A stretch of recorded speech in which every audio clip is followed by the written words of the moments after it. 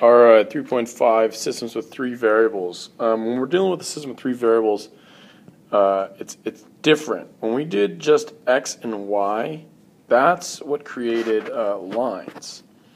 And now, or they could even create curvy lines. But when you're dealing with x, y, and z, you're actually dealing with a three-dimensional situation. And an equation with x, y, and z in it is going to be a plane. So here we have several situations where planes either intersect or don't intersect. Here's three parallel planes, and you can see there's no intersection, and so there's no point, there's no single point where they all intersect. Here is a situation where they intersect at different and form different lines, and so that would be infinite solutions, because there's infinite points along this line where they intersect. Same here, infinite points. But then there's sometimes this situation where we get three planes that intersect, and it creates this one little point where they all come together. That's one single solution, and that's what we're looking for here. So let's see how we could do that now. Let's say we had three equations. The trick here is to cancel out the same variable twice. Now I'm going to number these equations because we're going to be using a lot of different equations. We're going to kind of keep track of them. But our goal, remember, our goal is to cancel out the same variable twice, and I'll show you what happens when we do that. Now I'm looking at this and I see that equation 1 and equation 2 both have y's in it, one positive, one negative. I think if I add these two together, I'm going to get the y's to cancel out. And check it out, I can do the same thing with 1 and 3. So I am going to combine 1 and 2 first. Let's just do it down here. Call this equation number 4. I get 5x, because 2x plus 3x is 5x. Y's cancel out. Negative z and 2z is just z. And 5 and negative 1 is just 4. Okay, so imagine I just covered this one up and I just did 2x plus 3x is 5x. Y and negative y cancels out. Negative z and 2z is z. 5 and negative 1 is 4. All right, let's make another equation, call it number 5. This time I'm going to do 1 and 3. Okay, that's going to be 3x, y's cancel out, z and negative z, or two negative z's make negative 2z, equals 5. All right, now the reason why I did that is now I'm back to lesson 3.2 with just two variables, and I can easily solve this guy. I'm going to multiply this top one by 2, giving me 10x plus 2z equals 8. I'm doing that so I can get my z's to cancel out. I'm almost going to have my x's here. Add these two equations together, I get 13x. Z's cancel out. 5 plus 8 is 13. And what do you know? I got x equals 1. Okay. Now that I have x equals 1, I can take that and plug it back into any one of these. I'm going to plug it into equation number 4. Let's see what I get. I would get 5 times 1 plus z equals 4. 5 plus z equals 4. We could kind of tell right now the only thing that z can be is negative 1, because 5 plus negative 1 equals 4. Alright, I got x, I got z. 2 down, I need to find a third one. I'm going to do that by plugging into one of these three. I think this is going to be the easiest one to plug into. So let's do that now. Instead of an x, I'm going to put a 1 minus a y, which I do not know, minus a z, which is negative 1, equals 0. Simplify this a little bit. 1 minus y, a negative and a negative make a plus 1 equals 0. Combine my like terms, and I got 2 minus y equals 0. We should be able to see right away what y has to be. 2 minus 2 equals 0. So y must equal 2. Alright, I got my three solutions. I write it as a ordered triplet, or a set. And it's going to be like this. X is 1, comma, y is 2, comma, z is negative 1, parentheses. There's my answer. Okay. It's beautiful. I think I got the right answer, but here's the situation. These guys have a tendency, to make errors here because there's so many calculations that you're doing. So you need to check. I would check with both equations. For the sake of time, we're going to just check with one And it should not be the last equation that you use. It should be a different one. So I just used this one. I'm going to check with equation number 1. We'll do it in red here. So I'm going to just do this like this. 2 times 1 plus y is 2 minus z is negative 1 equals 5. 2 plus 2, double negative makes a positive, equals 1. Well, is 2 plus 2 plus 1 5? Yeah. All right. So I do think that's my right answer. To be absolutely sure, I should check one more time, but I'm not going to do that because we got to go on to the next problem. All right. Take a look at this one. Sometimes you get a 2 for 1. Now I'm going to let you guys solve this, but I want you to see that you can get a 2 for 1 here, which is great. I love 2 for 1 deals. And what I mean by that is if I label my equations 1, 2, and 3, just so we can refer to them, if I combine equations 1 and 2, it looks like my y's will cancel out and my z's will cancel out. That's great. Let's try it. 2x and 4x is 6x. Negative y and y cancels out. Z and negative z cancels out. 4 and 14 is 18. That means that x is 3. I got one variable really quickly that way. If that happens, that's great. But the problem is you can't plug this into any of these equations. So you still need another equation that you could plug x into. So you just canceled out y and z. You need to cancel out y or z again and get an equation with x and one other variable so that you could have something to plug this into. Let me show you what I mean. I did 1 and 3 to get this equation. Let's do 2 and 1 and get the z's to cancel out but not the y's. We'll see why that's important. Call this equation number 5. And let's do 1 and 2. 2x and x is 3x.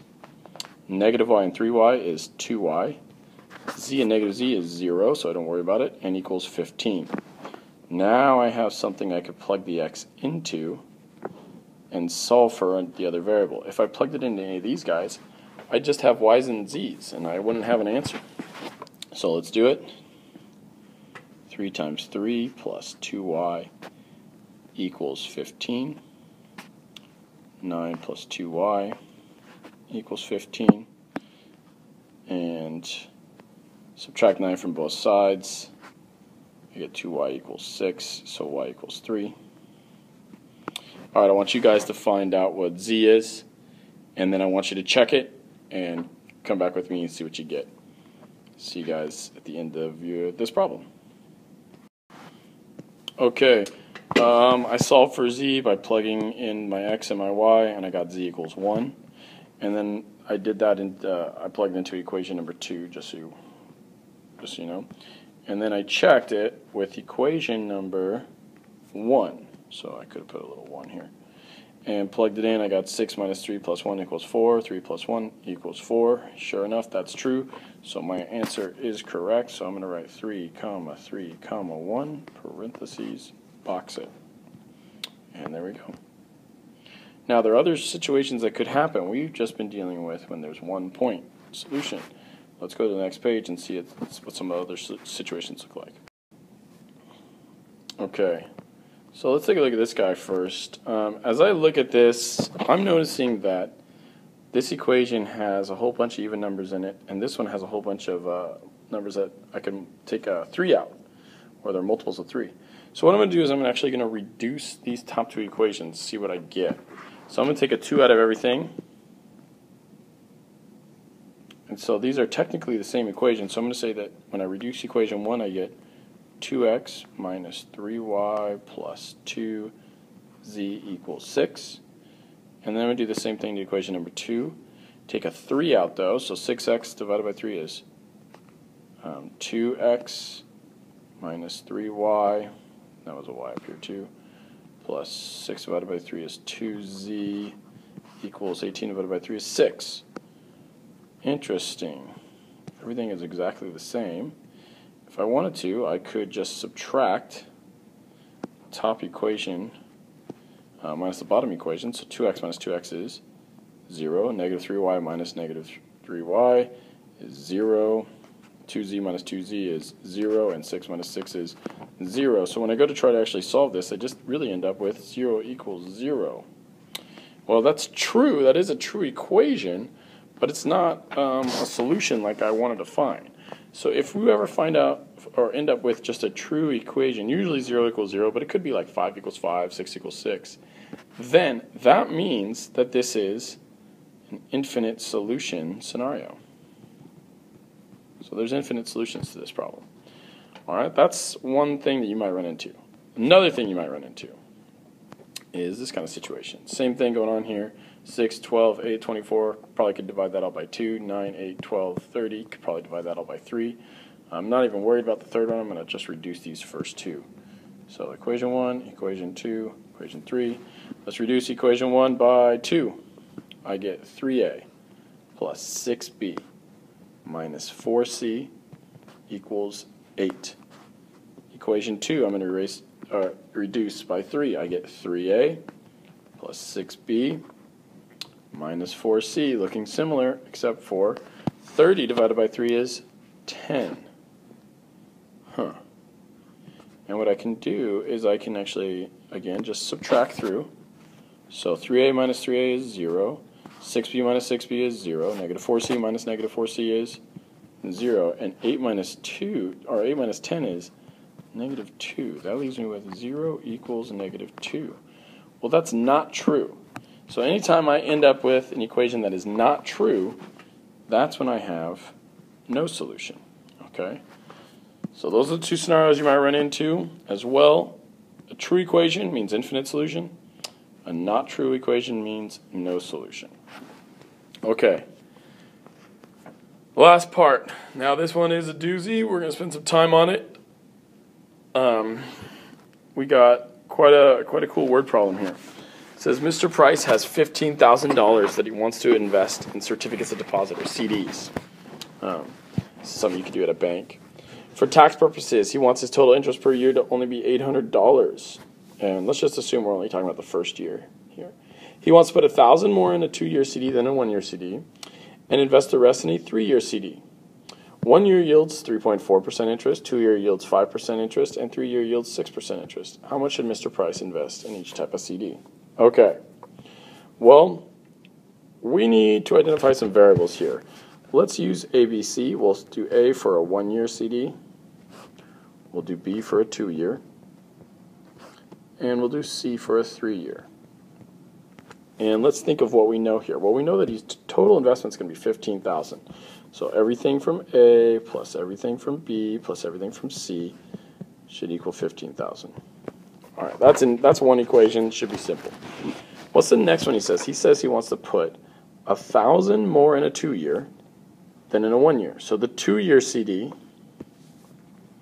should be $1,000 more than the 1-year. All right, and what else? We have all these interest rates, and he wants the total interest to be $800. So 1 year is 3.4. So we could say that the 1 year will multiply it by 0.034.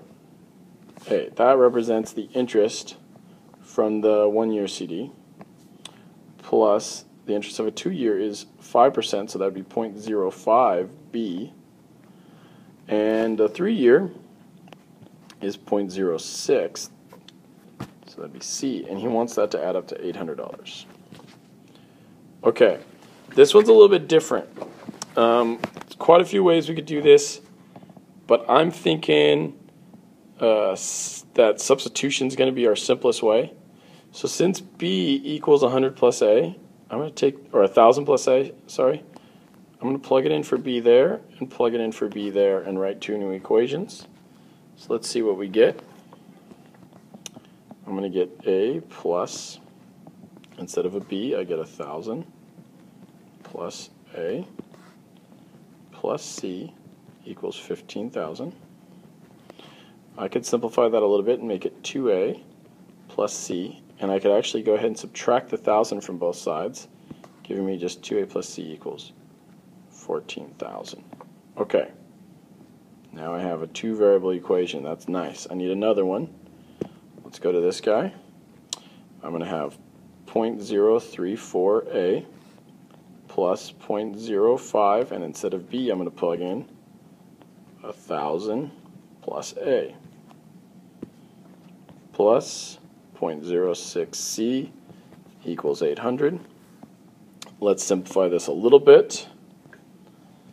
0.034. 0.05 of 1,000 is 50. And then we have 0.05A plus 0.06C equals 800. A couple things we can do. I can subtract the 50 from both sides, just giving me 750. And I can combine my like terms, giving me 0.084A plus 0.06C.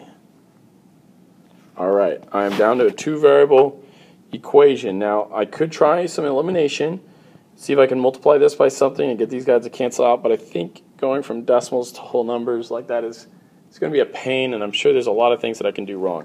So instead, I'm just going to solve for C here, subtract 2A from both sides, and I get that C equals 14,000 minus 2A. And I'm going to plug this equation into this one, and I'll have all A's. So here we go. 0.084A plus 0.06, and instead of a C, I'm going to plug in 14,000 minus 2A equals 750. Okay, now we finally got it narrowed down to just a one variable equation. It took us some work, but we got there. Okay, so let's do this. Let's work on this guy now. Just a little bit of arithmetic to get our answer. 0.084A plus 0.06 times 14,000 is 840. Had to use a calculator there.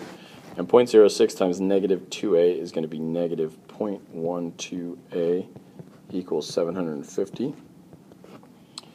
I'm going to subtract 840, and I'm going to combine my like terms. 0.084 minus 0.12 is negative 0.036A, and 750 minus 840 is negative 90. Last step, divide by negative 0.036, negative 0.036. Oops. And we end up with A equals 2,500. I did that in the calculator as well. Okay, A equals 2,500. A lot of work there. Let me get rid of some of this.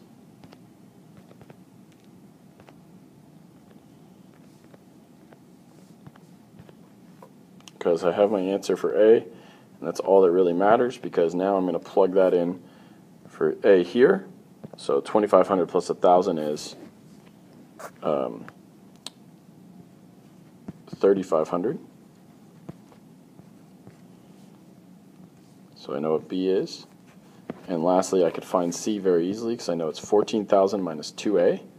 Well, 2 times A is 5,000, so 14,000 minus 5,000 is 9,000. And that's how he's going to split up his money. He's going to put 2,500 in a 1-year CD. He's going to put 3,500 in a 2-year CD, and he's going to put 9,000 in a 3-year CD. And that's the answer to our problem. See you guys in the next chapter.